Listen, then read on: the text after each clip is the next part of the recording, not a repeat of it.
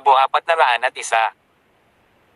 Isang maliwanag na sinag ng liwanag ang nagsimulang tumutok sa isang lugar. Lahat mula sa England at ang angkan ng Iron Demon ay nabigla nang makita ito.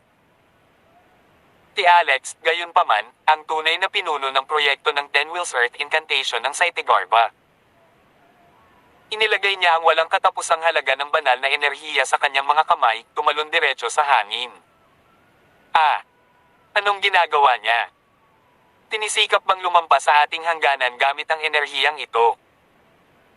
Lahat ng mga tao sa loob ng Iron City ay nanlaki ang kanilang mga mata, nakatutok kay Alex habang pinapanood siyang paparating palapit ng palapit sa kanilang hangganan.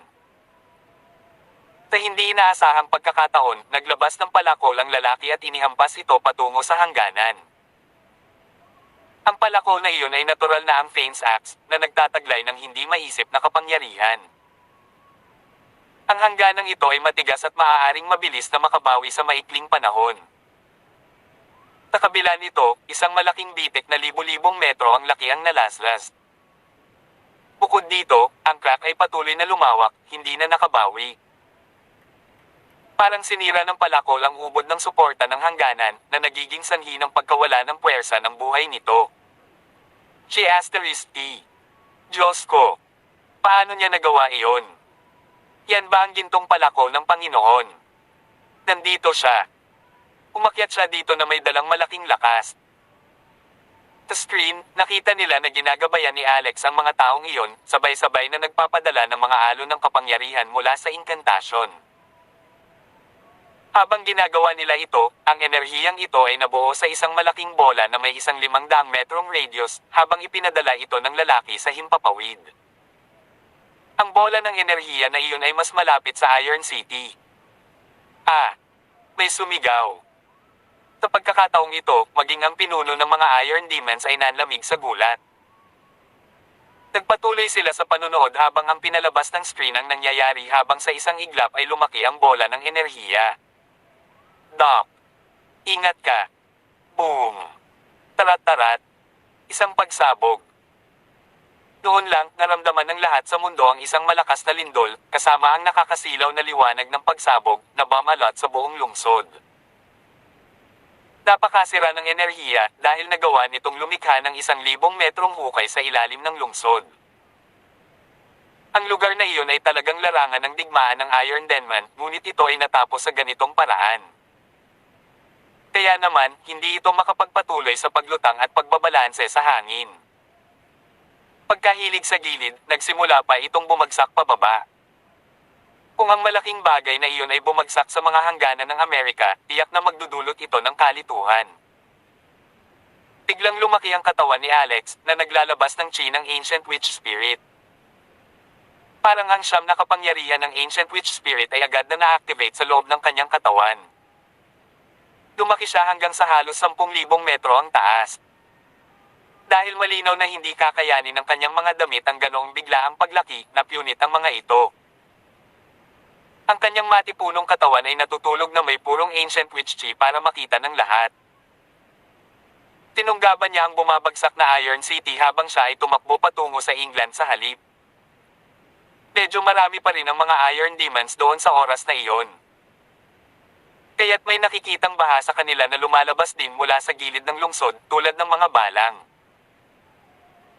Gayunpaman, maraming malalakas na mandirigma ang sumugod mula sa Yukon, dahil ginamit ni Alex ang palakol upang sirain ang kanilang mga selyo sa kanilang mga kultibasyon. Dahil pinaghihigpitan sila sa loob ng 20 buong taon, kailangan nilang maghanap ng pagpapalaya, at ang mga Iron Demons ang perpektong target. Ang sandaling ito ay nasaksihan ng buong mundo, na nanonood habang inihagis ni Alex ang malaking lungsod patungo mismo sa England. Boom! Tarat-tarat. Isang pagsabog. Nayanig ang buong mundo na parang ang langit ay bumagsak sa lupa. Nawasak ang kalikasan habang humahagulgol ang mga espiritual na nilalang, habang bumubulusok ang enerhiya at mga frame sa hangin. Ang matinding epekto ay agad na nakaapekto sa buong bansa. Natahimik ang lahat. ***S. Isang linggo ang lumipas ng napakabilis. Ang angkan ng Iron Demon ay nawala sa mukha ng Earth, at ang England ay hindi na naghahari sa mundo sa isang kisap mata. Ang kapayapaan mula sa 10 taon na ang nakalipas ay naibalik, ngunit napansin ng mga tao na ang kapaligiran ay tila mas kalmado kaysa dati. Palaging may makapangyarihang bansa na sumubok magsimula ng iba't ibang digmaan na para bang gusto nila ng kaguluhan noon. Nagdulot ito ng matinding paghihirap sa buong mundo na kinasasangkutan ng ilang iba pang mga inosenteng bansa upang maging kanilang mga tuta. Ngunit ngayon, ang bansang iyon ay naglaho, at ang Amerika ay muling bumabangon ang mga paa nito sa katotohanan. Sinabi ni Agathe sa lahat na ang core ng mundo ay nakasentro na sa loob ng Amerika 10,000 taon na ang nakalilipas. Noong itinatag ni Rowan at the Phoenix Empress ang Phoenix Sect, hindi sila lamang ang pinakamalakas na sekta sa mundo, sila ang naging core ng buong universo. Iyon ay dahil ang kosmikong monumento ay inilagay sa walang bisa ng sekta. Marami ang dumalo sa seremonya noong taong iyon, at ang malalakas na figure sa loob ng universo ay dumating upang batiin ang Phoenix Sect. Araw ng kasal ng kanilang leader ng sekta, si Rowan, kaya lahat ng mga hari ng mga Diyos ay naroroon din. Ang kasal ay ginanap sa sekta ng Stormer. 10 nobya ang naroroon, lahat ay nagiging spotlight sa loob ng universo. Kung pinag-uusapan ang nakaraan, kumikinang sa tuwa ang mga mata ni Agatha. Iyon ay dahil isa siya sa mga nobya noong panahong iyon. Pagkatapos ay naging abala si Alex sa buong linggo. Tinubukan niyang gabayan ang kanyang malapit na pamilya at mga kaibigan patungo sa landas ng witch para maramdaman nila ang kapangyarihan ng batas ng witch. Ang diffracted universe ay hindi masyadong ligtas pagkatapos ng lahat. Pinagmasdan ng mga extraterrestrial demon god ang kanilang mga mata ang lugar na ito. Ilan pa nga ang dumating. Kailangan gawin ni Alex ang lahat ng paghahandang magagawa niya. Ginawa niya ang pinakamaraming pagsisikap sa pagsuko sa kanyang mga anak. Dahil si Alex mismo ay may 3,000 bulaklak ng lotus sa loob ng kanyang katawan at natanggap ang pagmamayari ng Fane's Axe evidently, ang kanyang landas ay ganap na naiiba sa paglalakbay ng siyam na ancient witches. The Angel ay may sariling kabanalan, kaya hindi niya kailangan ng tulong ni Alex. Ang pagiging Diyosa ng kalikasan ay hindi mas mahina kaysa sa pagiging isang sinaunang witch. Para naman sa ibang mga bata, ipinamahagi na lang ni Alex sa kanila ang kalooban ng ancient witch spirits. Noong araw na iyon, bumalik ang lalaki sa California sa isang mabahong lumang bahay. Ilang beses na siyang nakapunta rito noon dahil may nakatagumpol ng dugo sa ilalim. Bukod dito, may nakabahong sa gitna ng pool. Nasa loob ang kaklase niya sa high school, first crush, at childhood friend niya. Si Hailey Hansen. Hindi ko inaasahan na maraming taon na pala ang lumipas. Siguro kung may nangyari sa kanyang katawan sa loob ng 20 taon na iyon. Si Hailey sa una ay nakatagpo ng isang matinding problema dahil siya ay isinumpa ng isang warlock. Matagal nang mamamatay at mabubulok ang kanyang katawan, ngunit pilit na pinanatili ng kanyang ama ang kanyang buhay. Walang paraan si Alex ng pagtulong sa kanya noon, ngunit ngayon ay hawak na niya ang witch spirit, Will. Baka magising siya sa ngayon. Basag.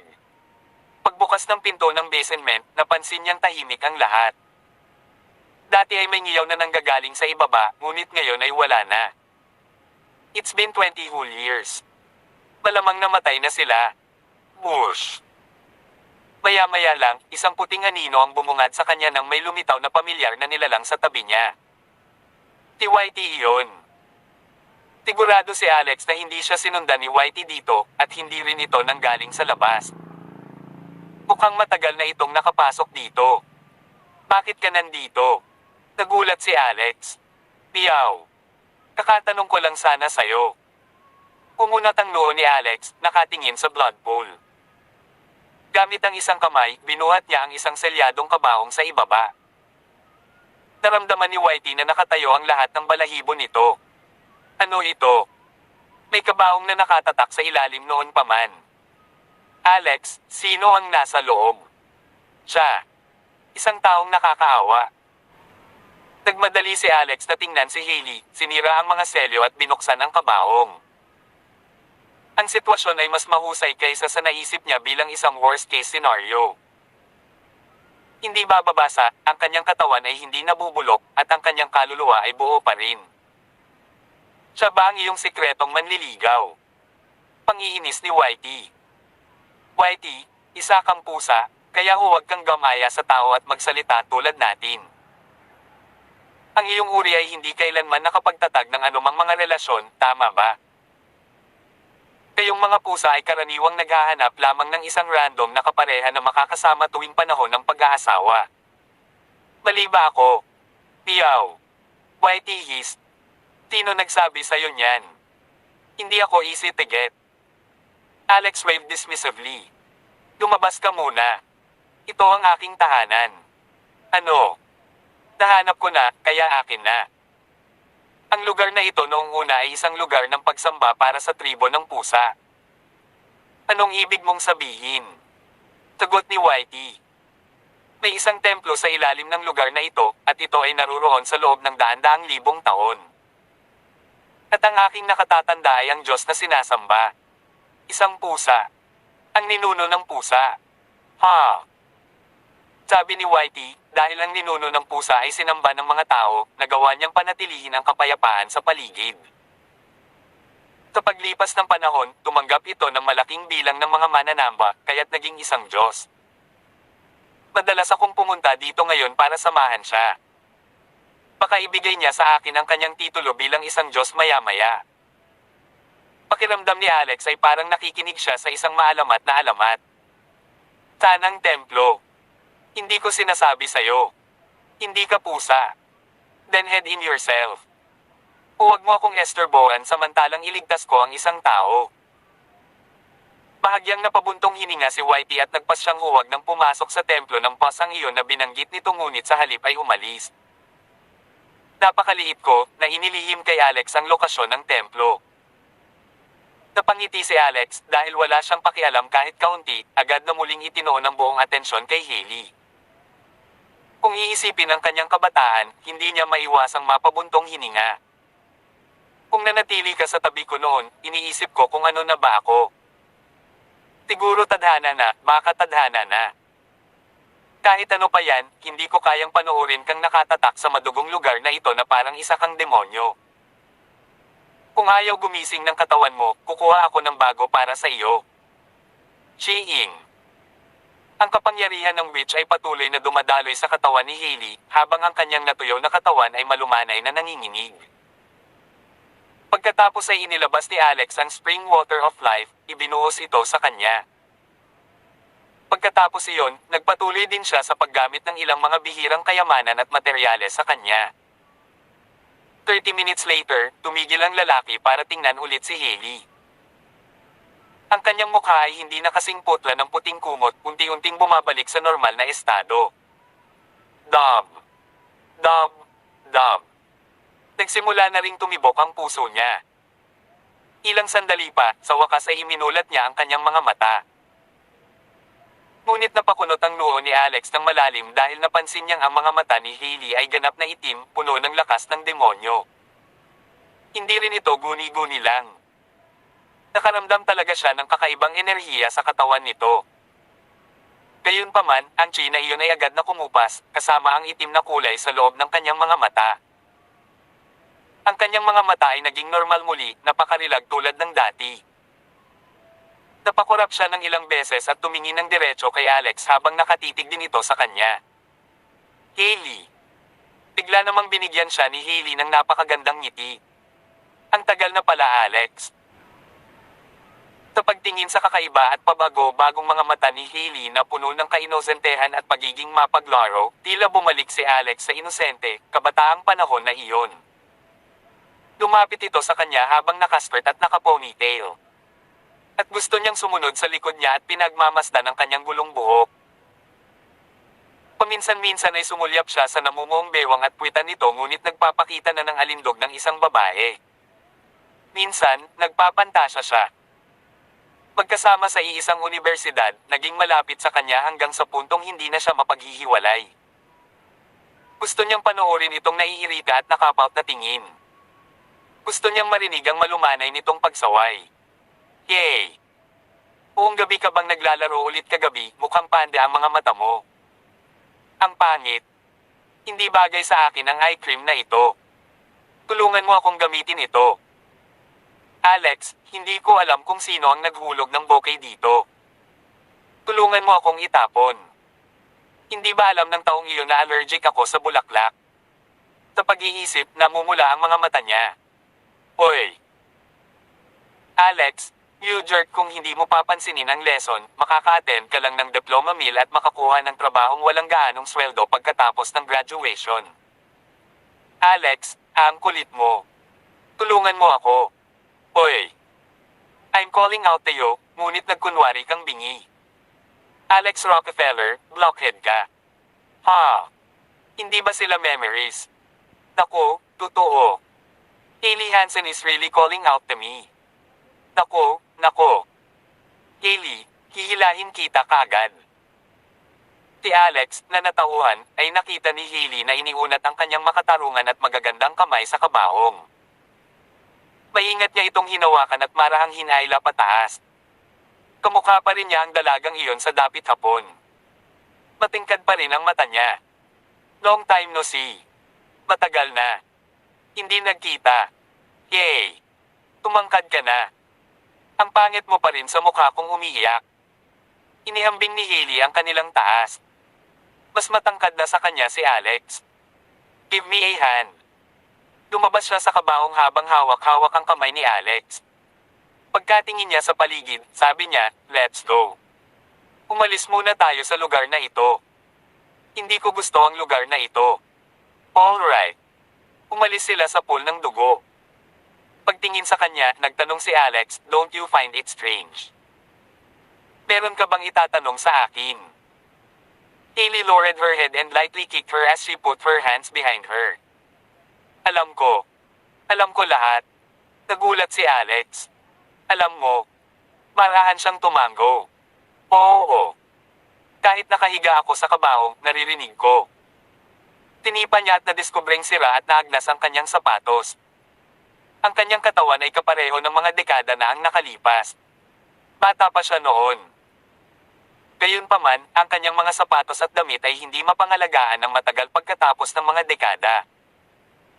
Maging ang damit niya ay napunit pagkatapos ng mahinang paghatak. Siya daw medyo nagulat. Nagmamadaling naglabas si Alex ng bagong palda, undergarments, at maging mga leather na sapatos mula sa singsing. Itinaas niya ang kanyang ulo. Tilabay pag-aari ng asawa mo. Umiling si Alex. They belong to my daughter. Hindi pa ito naisuot. Hailey had a frozen expression on her face, but she fast smiled. Good. Ang ganda nila. May itim ka bang pantyhose? Hindi mo ba nagustuhan kapag nakasuot ako ng itim na pantyhose? Kailan ako? You're still in denial. As soon as I wear black pantyhose, pumunta ka sa likod ko at nagpa-picture ng patago. Akala mo ba hindi ko alam? Ikaw ba ang gumawa nun? Oo. Nakangiting kinuha ni Hailey ang itim na pantyhose. Tumalikod ka at huwag kang sumilip. Tumalikod si Alex, saka sinabing, hihintayin kita sa labas. Hindi. Bigla siyang sumigaw, huwag kang pumunta. Takot akong hindi makita ulit. Biglang napatigil si Alex sa kinatatayuan niya. Malakas siyang tumango. Alright. Hindi ako aalis. Nanginginig ang boses. Pagkatapos, narinig sa likuran niya ang kaluskos ng pagpapalit ng damit. Nakatayo lang si Alex na walang balak na sumilip man lang. Nakaramdam na lang siya ng pananakit ng ilong at napalunok. Tapos na. Pwede ka nang tumalikod. Nakasuot ng beige na palda, bata pa siya at maganda. Ang kanyang buhok ay nakatali sa isang mataas na nakapusod na may pagbagsak. Ang kanyang palda ay umabot lamang sa gitna ng kanyang mga hita, at ang kanyang balingkinitan at magagandang binti ay natatakpan ng itim na pantyhose. Siya ay slim na may kaunting kabataan at kaseksihan. Maglaro siyang umikot sa pwesto niya gamit ang kanyang puting leather na sapatos. Tulad ng mga dekada na ang nakalipas, pagkatapos nilang lumabas ng gate ng high school, sumakay siya sa bisikleta ni Alex at magsalita sa kanyang tenga. Mukha ba akong maganda? You look good. Pero sa totoo lang, mas maganda ang outfit na ito kung wala ang itim na pantyhose. Nagbaba ng tingin si Hailey. Sa tingin ko din. Muli niyang ipinasok ang kanyang mga kamay at hinubad ang itim na pantyhose. Pagkatapos, lumibot siya sa bahay na parang paro-paro at hinalungkat ang mga drawer na parang may hinahanap. Ano ang hinahanap mo? Tanong ni Alex. Isang pulseres. Yung tinapon mo. Baka sa boses niya ang pag-aalala. Naalala ni Alex na sa takip silim ng paghihiwalay, sinadya ni Hailey na bigyan siya ng isang pulseres, ngunit inihagis niya ito at nabasag sa kanyang likod na nagkalat sa buong lupa. Pagkatapos noon, bumalik si Alex para hanapin ito. Gayunpaman, hindi na ito matagpuan. Dito. Ulalas niya. Natagpuan niya ito sa isang maalikabok na box. Ikaw ba? Bumalik ka at kunin mo. Yeah. Tumanggaw si Hailey. Tulungan mo akong magsuot nito. Nagulat si Alex. Ayaw mo bang ibigay sa akin? Pumuso si Hailey. Hindi mo ginasto at sinira mo. Inirapan mo ako. Mas mabuting ako na mismo ang magsusuot. Paumanhin. Isusuot kita. Maingat niyang isinuot ang bracelet sa balingkinitang palso ni Hailey. Ito ay tila hindi angkop dahil ito ay idinisenyo sa una para kay Alex. Pagtingin sa bracelet na may wooden beads, biglang napaluha si Hailey. Hailey, you blockhead. Idiniin niya ang noo niya sa dibdib ni Alex at hindi napigil ang humagulgol. Maya-maya ay pinunasan niya ang luha niya gamit ang damit ni Alex. Pagkatapos ay mabilis niyang pinunasan ang gilid ng mga mata niya gamit ang likod ng kamay at naglabas ng isang ngumiti.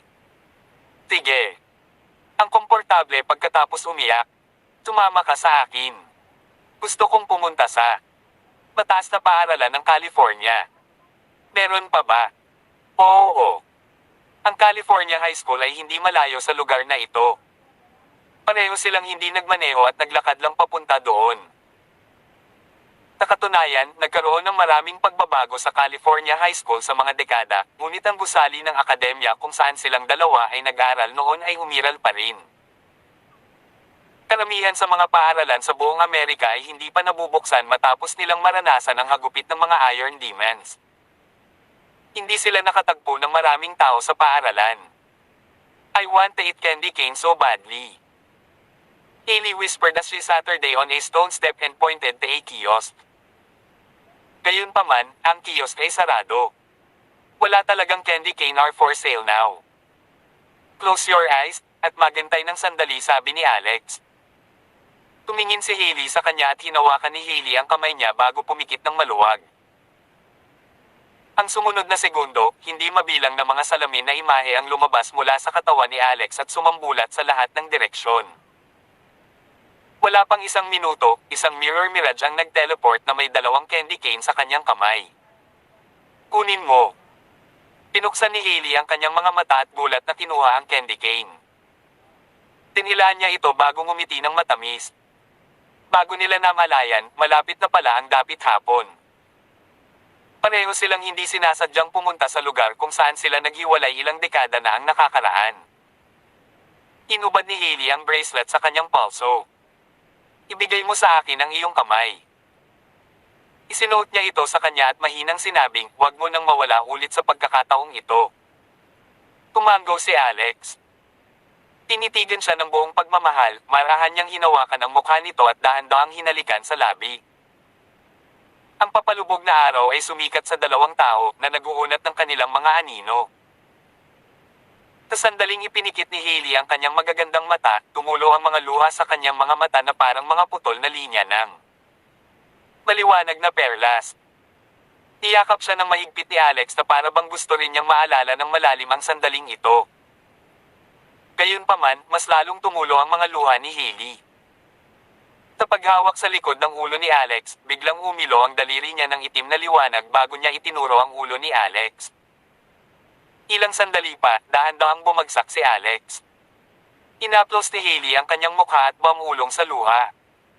Pareho tayong nagmamahalan pero wala tayong swerte sa pagsasama. Putulin ko ang taling ito para tayo ay magkahiwalay. Napahawak siya sa dibdib niya at umiyak ng umiyak. Lumuhad siya sa lupa at sa sobrang pagkawasak ng puso ay nanginig siya. Sa sandaling iyon, lumabas ang demonyong chi mula sa kanyang katawan. Itinaas ni Hailey ang kanyang ulo at humagulgol habang ang mga luha ay umaagos sa kanyang mukha. Ang mga ulap ng bagyo ay gamulong sa mahigit 1,000,000 milya sa kalangitan. Sa susunod na sandali, siya ay biglang nawala, tanging mga patak na lang ng luha ang umaagos sa mukha ni Alex. Biglang nagising si Alex, buti na lang nakahiga na siya sa lupa.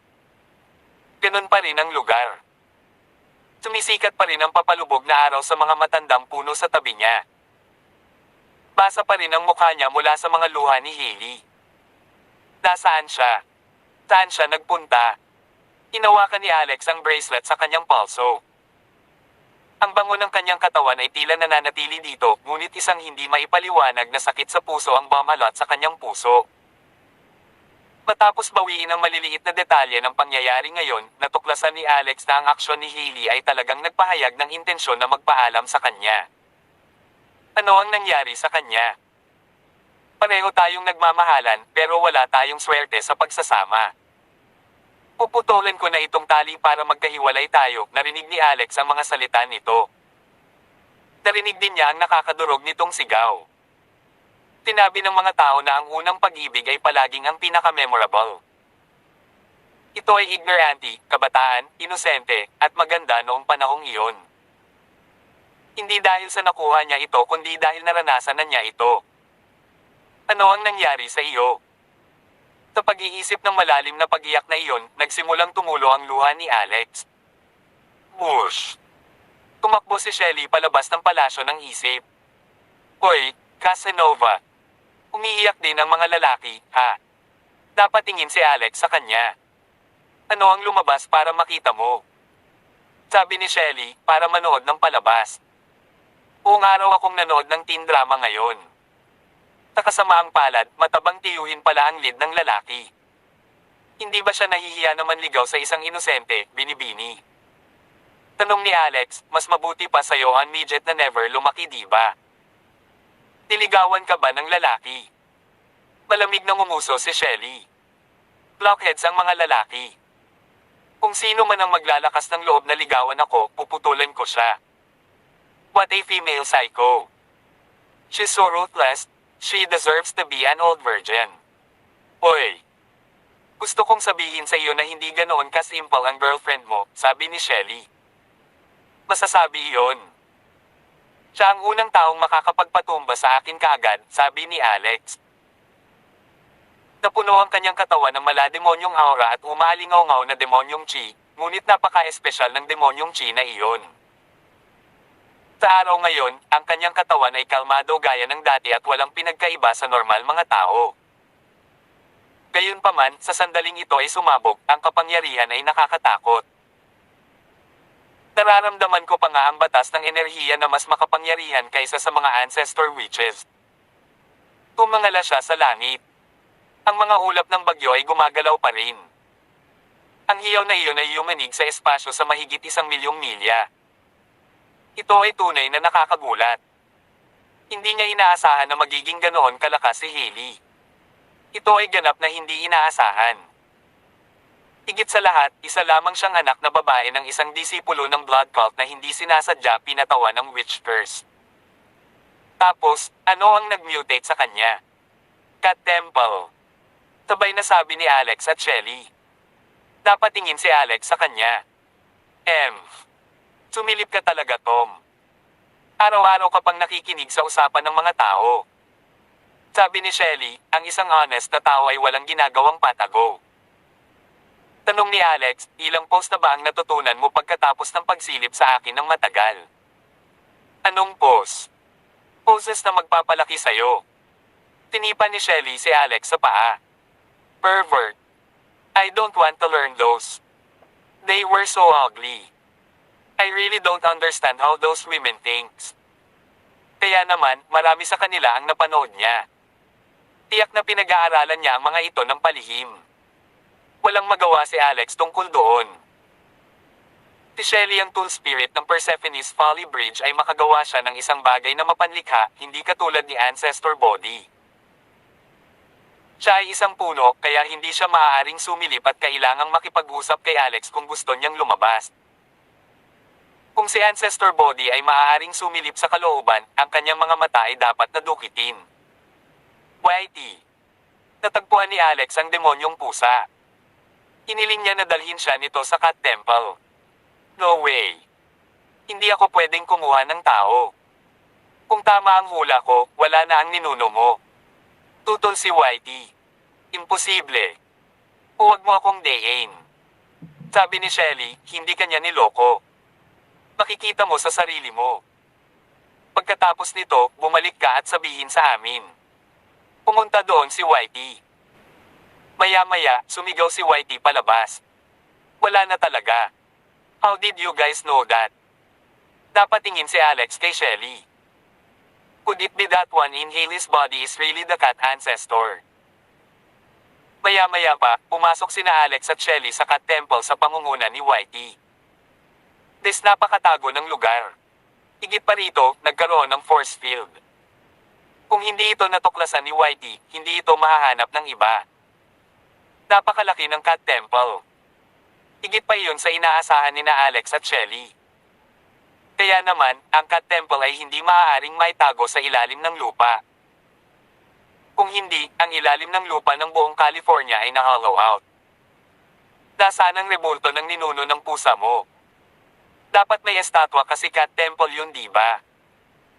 Tumakas man ang existence sa loob, baka pati na rin ang estatwa. Pagkasabi noon, Alex ay bigla niyang naalala si Phoenix. Tumakas din ang estatwa kasama si Phoenix noong mga oras na iyon. Tumango si YT.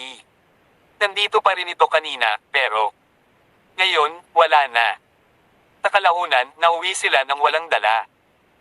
Gayunpaman, hinawakan ni Alex ang bead string sa kanyang palso. Pakiramdam niya ay medyo kakaiba ang bracelet na ito na para bang makaka-resonate ito sa lugar na ito kahit papaano. Gayunpaman, hindi niya maisip ang mga detalye. Tirichet asterisk S. Pagkabalik sa Yukon, natuklasan ni Alex na pinag-uusapan ng lahat ng tungkol sa matinding pagyanig sa langit kanina. Ang abnormal na pagyanig na iyon ay tumama sa lahat bilang hindi karaniwan. Natakot sila na may mabigat na kaaway na nagpakita ng napakalaking lakas. May gustong sabihin si Alex pero nag-alinlangan. Sa wakas, wala siyang sinabi. Pagkatapos ng isang araw, isang mensahe ang naipost sa Divine Dreamcatcher. May isang taong nag-iisang tumalon sa hangin kung saan matatagpuan ang witch cult, minasacre ang lahat ng powerhouses ng witch cult at tuluyang nilipol ang planetang iyon. Sa sandaling lumabas ang balita, hindi mabilang na mga tao ang natigilan. Tiningnan ni Alex ang Divine Dreamcatcher na iniabot ni Esmeralda at pinindot ang mensahe bago tingnan ang impormasyon bawat salita. Tutal, balak din niyang pumunta sa pugad ng witch cult upang mahanap ang tunay na pinagmulan ng witch curse. Hindi niya inaasahan na masisira ito ng ganoon. Ha! May nakalagay pang message. Tignan mo dali. Umupo sa tabi ni Alex, binigkas niya ang mga buto ng melon sa kanyang kamay at pinapakain si Alex paminsan-minsan. Tinabi iyon ni Esmeralda pagkatapos tingnan ang Divine Dreamcatcher. Nakita ni Alex ang pamagat at ito ay isang video tungkol sa pagpuksa sa witch cult. Pinuksan niya ito. Hindi masyadong malinaw ang footage na nakita niya pero medyo malayo. Gayunpaman, unti-unting nanlaki ang mga mata ni Alex habang pinagmamasdan ito. Si Esmeralda ay kumakain ng buto ng melon sa tabi niya habang nagkokomento. Babae pala. She's kind of powerful. She single-handedly kills her way into the witch cult. Magaling bang maglason ang witch cult pero inutil sa ibang aspeto. Nang makita ni Esmeralda ang huling eksena, ibinuka niya ang kanyang bibig at nahulog ang mga buto ng melon sa loob. Dahil ang babaeng iyon, na lumulutang sa hangin, ay nagpadyak at sinira ang buong planeta sa huling eksena. Masyadong matindi ang lakas na iyon. Gayunpaman, nakilala ni Alex ang babaeng iyon. Nakasuot siya ng palda at leather na sapatos na may nakapusod. Iyon nga ang binigay niya kay Hailey. Ang babaeng nagmasaker sa Witchcoot at nagwasak sa isang planeta na may tadyak pala ay si Hailey Hansen. Tirichit *S. Parang bumalik ang dating katahimikan sa mga araw. Mabilis na umunlad muli ang lipunan sa bawat araw na lumilipis. Ang mga makajos na paaralan ng paglilinang ay sunod-sunod na bumangon. Ang turismo sa ibang mga mundo ay naging isang tanyag na proyekto. Ang buong kabihasnan sa daigdig ay tila katulad ng dati, gayon pa man. Ay iba. Sa araw na ito, isang malaking paboril ang lumipad pababa sa Yukon. Nandito ang Peacock Heavenly King. Alex Rockefeller, nahanap ko na ang pasukan sa Derayenji Temple. Natuklasan ko rin ang sikreto ng Siddhartha Realm. Gusto mo bang sumama sa akin at tingnan ito? Ang sikreto ng Siddhartha Realm. Ano ito? Agad namang tumalon si Shelley. Ang kaharian ni Siddhartha ay ang kanyang teritoryo. Matagal na niyang naramdaman ang matinding sitwasyon sa kaharian ng Siddhartha. Ang teritoryo ay lumiliit araw-araw at ang lugar na iyon ay patuloy na nilalamon, ngunit hindi niya nalaman ang eksaktong dahilan. Tiningnan ng Peacock Heavenly King ang maliit ngunit mayabang na si Shelley. Little thing, who are you? Alex Rockefeller's daughter. Or his newly found mistress. You're so small with a lowliest body. Alex Rockefeller, you brat. Ikaw marahil ang reincarnation ng isang dragon tribe, hindi ba? Hindi pa niya nakikilala si Shelley, kaya nagkaroon siya ng hindi pagkakaunawaan kaagad. Tinasabi mo bang maliit ako? Noong nag-aamok ako sa mundo, malamang itlog ka pa. Huwag mo naman akong ipagkamali sa peking dragon tribe na ito. Mag-ingat ka na lang. Ang kapwa ay isang kilalang lalaki na babae. Kung mas malapit ka sa kanya, mas malaki ang pagkakataon na malinlang ka sa pagtulog sa kanya. Sa susunod, baka maternity leave ka kapag nagkita tayong muli. Noon lamang na pagmasdan ng mabuti ng Peacock Heavenly King si Shelley. The next second, parang may naalala siya. Naiintindihan ko. Kaya, ikaw ang sikat na matandang birhen na nakipaghalo sa mga monghe. Naguguluhan si Alex. Ang dalawang taong ito ay big shots na nagmula sa hindi kilalang bilang ng millennia. Tagayon sandali, nagkaroon sila ng isang hilera sa sandaling sila ay nagkita. Nakipag-atake sila sa isa't isa at kahit na direktang inatake ang mga personalidad ng isa't isa. Galit na galit, agad na ipinatawag ni Shelley ang Persephone's Folly Bridge at lalaban na sana ang Peacock Heavenly King. Nagmamadaling niyakap ni Alex si Shelley. Tumigil ka na. Stop pulling me, or else mahuhulog ako sa'yo. Tige. Kung gusto niyong makipag-away, pumunta ka sa ibang lugar. Magbubukas ako ng portal para sa inyo. Dapat kayong pumunta sa Undead Territory o sa Abyss. Huwag kayong gumawa ng gulo dito, kung hindi, papatulan ko kayong dalawa ng 50 beses. Pumuso si Shelley. Ganap ka na, di ba? Huwag mong kalimutan na ako ang iyong tagapagtanggol. Walang kasiguraduhan kung sino ang matatalo. Umiling si Alex. Nagbukas talaga siya ng portal agad. Gayunpaman, pareho ang Peacock Heavenly King at Shelley ay ayaw pumunta doon, lalo na si Shelley. Pinagalitan siya ng Peacock Heavenly King dahil sa pagiging matandang birhen, kaya malapit na siyang mabaliw at direktang gumawa ng isang hakbang. Ipinakita rin ng Peacock Heavenly King ang kanyang tunay na katawan. Ito ang tunay na katawan ng paboril na nagpawi ng langit at tumakip sa lupa. Sobrang nakakaloka. Halos sakop nito ang buong Yukon. Boom! Tarat-tarat. Isang suntok ang yumanig kay Yukon. Isang bundok ang sumabog at halos tamaan ang mga tumitingin sa ibaba. Samantala, ang dalawang kapwa ay nakikibahagi sa isang tunay na away, gusto talaga nilang lumaban hanggang kamatayan. Itigil mo yan. Hindi na nakayanan ni Alex. Kung magpapatuloy ng ganoon, ang inosente ay masasaktan. Lalo na, ang isang paboril na balahibo ay bumagsak sa kalangitan at halos laslasin si Sherry. Agad namang pumunta si Alex sa unahan at hinawakan ang balahibo ng paboril. Pagkatapos ay sumugod siya sa Peacock Heavenly King at binugbog siya. Matapos ipakita ang kanyang matayog na katawan, hinawakan niya ang katawan ng Peacock Heavenly King, idiniin siya sa lupa ng boom, at itinaas ang kanyang malaking kamay. Smack! Smack! Smack! Tinampal niya ang puwita ng paboril na iyon. Pagkatapos ng pambubugbog, namangha ang Peacock Heavenly King. Ang kanyang katawan ay bumalik sa anyo ng tao nang hindi mapigilan. Hindi matiis ang sakit sa kanyang puwitan. Ang kanyang isip ay nasa estado ng pagkabigla. Ang lakas na ipinakita ni Alex ay nagduda sa kanyang buhay. Masyado siyang makapangyarihan, hindi ba? Ganoon din ang naramdaman ni Shelly. Halatang siya ang taong kayang diregen niya noon, pero ngayon ay madali na niyang matalo ang kalaban. Hindi lang iyon, pagkatapos talunin ni Alex ang Peacock Heavenly King, sinundan niya ito. Kahit na ang mga kadena na lumipad palabas ng Persephone's Folly Bridge ay hindi makagapo sa kanya. Habang ang mga finger flicks ay gumawa ng sunod-sunod na tunog ng klangkang, ang mga kadena ay tumalbog pabalik sa pamamagitan ng kanyang mga daliri. Pagkatapos noon, kawawa rin si Shelly. Tinalo siya ni Alex at sinampal ang puwete niya. Sampal. Sampal. Sampal.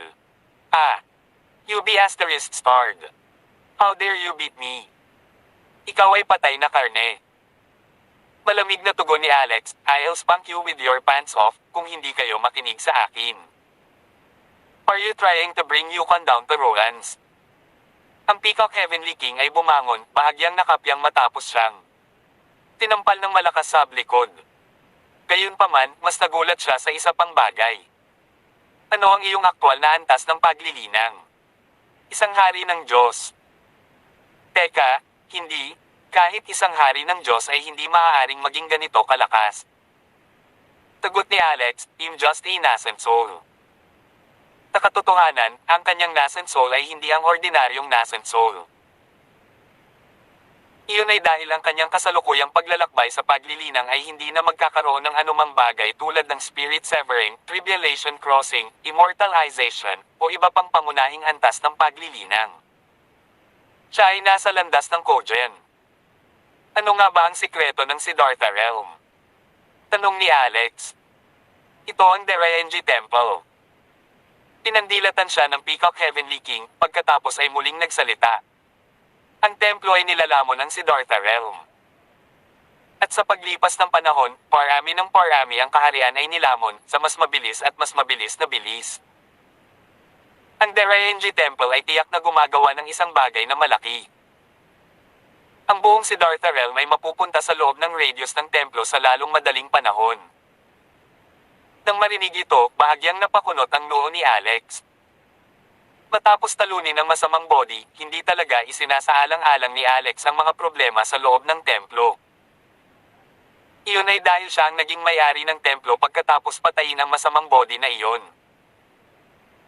Hanggat nahanap niya ang pasukan, magagawa niyang kontrolin ang buong templo gamit lamang ang kanyang isip. Hindi niya maintindihan kung bakit lalamunan ng Deraenji Temple ang Siddhartha Realm. Walang talaan nito sa mga alaala ng masasamang body. Paano mo nalaman? Tanong ni Shelly. Malamig na tumawa ang hari. I have my own ways. Higit sa lahat, ang Siddhartha Realm ay hindi ang target lang. Ang Brightya Mountain, ang sinahunang dagat, at ang South Divine Sky ay tina-target din. Napabuntong hininga si Shelly. Ang dami. Pero Star Nest nodes yan. Ano ang sinusubukang eyedrop ng Deraenji Temple? Tanong ni Alex, ano ang Star Nest nodes? Hindi ito ang unang pagkakataon na narinig niya ang tungkol sa Star Nest simula nang nabanggit ito ng Peacock Heavenly King sa kanilang unang pagkikita. Tinabi ni Shelly, ang Divine Star Nest ay kung saan ipinanganak ang mga planeta, ang simula ng bawat mundo. At ang Star Nest nodes ay itinuturing na mga haligi ng lugar na ito na tinitiyak na gumagana ng maayos ang Star Nest. Kapag nawala ang mga haliging ito, ang Star Nest ay gumuho na maaapektuhan ang lahat ng iba't ibang mundo. Ang mga matinding pagbabago ay magaganap at ito ay magiging isang malaking sakuna. Nabigla si Alex. Nagpatuloy sila sa pagtatanong sa Peacock King. Nabanggit mo na nalaman mo kung saan ang pasukan ng templo. Sagot ng hari. Sa Nether Realm. Ulalas ni Shelly. Alex, hindi na natin ito maaaring i-drag pa. Kapag ang lahat ng mga node ay nilamon, ang buong universo ay mapapahamak. Ito ay 1,000,000 beses na mas masahol kaysa sa undead invasion. Tanong ni Alex, paano tayo makakarating sa Netherrealm? Sabi ni Shelly, maaari nating gamitin ang Persephone's Folly Bridge para makarating doon. Ngunit hindi kakayanin ng karaniwang tao ang napakalaking yin energy sa Netherrealm. Sumagot si Alex, huwag kang mag-alala, ako na lang ang pumunta doon. Pagkaraan ng isang araw, nagpaalam si Alex sa kanyang pamilya at umalis. Sa isa pang biyahe. Sa pagkakataong ito, siya lang, si Shelly, at ang Peacock Heavenly King ay pupunta. Ang hari ay nanatiling hindi naapektuhan ng enerhiya sa Netherrealm dahil siya ay pinagpala ng Buddha. Mayroon siyang 3 bola ng banal na liwanag sa loob ng kanyang katawan na maaaring makatulong na maiwasan ang kaagnasan sa loob ng kaharian. Persephone's Folly Bridge, activate. Nanguna si Shelly habang nakasunod si Alex sa likuran. Sa halip, ang Peacock Heavenly King ay naging isang mabilog na paboril na may 3 sinag ng liwanag sa kanyang ulo, matikas na gumalaw. Si Revealer Maha ay nasa kalsada pa rin sa Netherrealm, tama. Matapos makarating sa dulo ng tulay, sa wakas ay patungo na sila sa Netherrealm. Gayunpaman, pagpasok pa lang nila sa lugar, si Alex at ang grupo ay napapaligiran ng ilang Nether tropa. Bush! Ilang armas ang nakatutok sa 3 na may pares ng galit na galit. Ang mga tropang ito ay halatang puno ng masamang hangarin. Anong nangyayari? Natarante na lang ang 3 sa sitwasyon nila ngayon. Sa kabila nito, ang mga tropa sa ibaba ay inaatake na sila ng daan-daang makamulto na mga espada. Ushi Asterisk T. Persephone's Folly Bridge, Water of River Styx, lumapit ka sa akin. Agad na inilabas ni Shelly ang 2 niyang kayamanan para bumuo ng hangganan ng River Styx na pinigilan ng hindi mabilang na mga tropa na iyon. Pagkatapos ay sumigaw siya sa kanila. Kami ang mga nakatatandang tropa ni Saitegarba, please stop right now. Tigaw ng pinuno ng mga kawal. Pulshasteris T, are you trying to trick us again? Last time you used Ishi Asterisk Tercity excuse to earn Old Lady Menji's trust too, tapos ninakaw niya ang kalan niya. How dare you try and trick us again? Kunin mo sila. Ang mga makamulto na espada ay napuno ng isang nakamamatay na chi, habang inihampas ito ng mga sundalo patungo sa ulo ni Alex. Nagtanong ang paboril, ano ang ibig nilang sabihin dyan? May dumating na at niloko sila. Hindi nakaimik si Alex. Why would that person would trick her to give them a stove? Gusto niya bang magluto ng isang bagay, dito at saan-saan? Hindi na kinaya ni Shelly ang epekto, lalo na't iba ang kapangyarihan ng batas sa Netherrealm. Maaaring isa siyang Star-Lord, ngunit hindi siya Nether King. Tigaw nito sa kanya. Pagkatapos patunayan mo sa kanila. Naunawaan kaagad ni Alex ang ibig niyang sabihin at na-activate ang banal na enerhiya at divine power sa katawan nito. Sa pamamagitan nito, isang gintong multo ng isang Buddha ang lumitaw sa likuran niya, habang ang malakas na mga banal na awit ay umalingaw-ngaw sa hangin. Ang Buddha Phantom ay mukhang mahigpit at dalisay, habang nililinis nito ang mga isip at kaluluwa ng lahat ng naruroon. Divine Melody. Ang 10 Wheels Earth Incantation ng Saitegarba. Nang makita ito, sa wakas ay naniwala ang pinuno ng tropa na si Alex ay alagad ni Saitegarba. Si Saitegarba, sa katunayan, ay mayroon lamang isang disipulo pagkatapos ng lahat at walang sino man ang maaaring magpanggap ng kapangyarihan ng pagka-Diyos. Tumigil ka. Itinaas ng pinuno ang kanyang braso, senyales na huminto ang tropa. Nagbaw siya kay Alex at sabi niya, hindi ko inaasahan na nandito ang tunay na alagad ni Saitegarba. Pasensya na kung ngayon lang kami na-offend. Kawakas, nakahinga ng maluwag si Shelly at ibinaba ang River Styx water barrier. Umakbang pasulong ang paboril at nagsalita sa dila ng tao. Hey boy. Sabi mo lang may nagpapanggap na Saitegarba para manloko ng iba diba? At ninakaw pa nila ang kala ni Old Lady Meng. Ano nga ba ang nangyari noon? Tabay na inilibot ni na Alex at Shelly ang kanilang mga mata. Isa kang Peacock Heavenly King para sa kapakanan ng Diyos. Bakit mo nililigawan itong random na sundalo? Wala ka bang kahihiyan? Galit na galit ang pinuno sa ibaba. It was so infuriating. Isang taong nagngangalang Alex Rockefeller came to our city recently. Nanggugulo siya at nagdulot ng kaguluhan sa ating kaharian. Hindi lang niya niloko si Old Lady Meng, inagaw pa niya ang concubine ni King Sandro. Yung B** starred. Ilang araw na ang nakalipas, may nakakita pa sa kanya na papunta sa Nether Road. Alam ng Diyos kung ano ang ginagawa niya. Kung hindi natin ibabalik ang asawa ni Haring Sandro sa lalong madaling panahon, ang ating mga sweldo ay mababawas ng 3 antas sa ibaba ng ating kasalukuyang hanay. Wala man lang tayong kakayanin sa puntong iyon. Natigilan si Alex. Si Alex Rockefeller lang ba ang sinabi mo? Si Shelly at ang Peacock Heavenly King ay nakahanap din ng kakaiba. Sumagot ang pinuno, oo, inaangkin niya na mula sa California at siya ay disipulo ng Saitegarba. F***, he made it sound so real. Tinong makakaalam na isa siyang manloloko? She***, inis na sabi ni Alex. Tino kaya iyon? How dare they come to the Netherrealm at nagpanggak na ako? Biglang may naisip siyang godson ni Jade at kapatid ni Phoenix na si Blaze Rowan. Ang lalaking iyon ay pumunta sa Netherrealm upang hanapin ang kanyang ina, si Lucretia Ephemera. Yung brat na yun. Forget what they doing, keep on doing.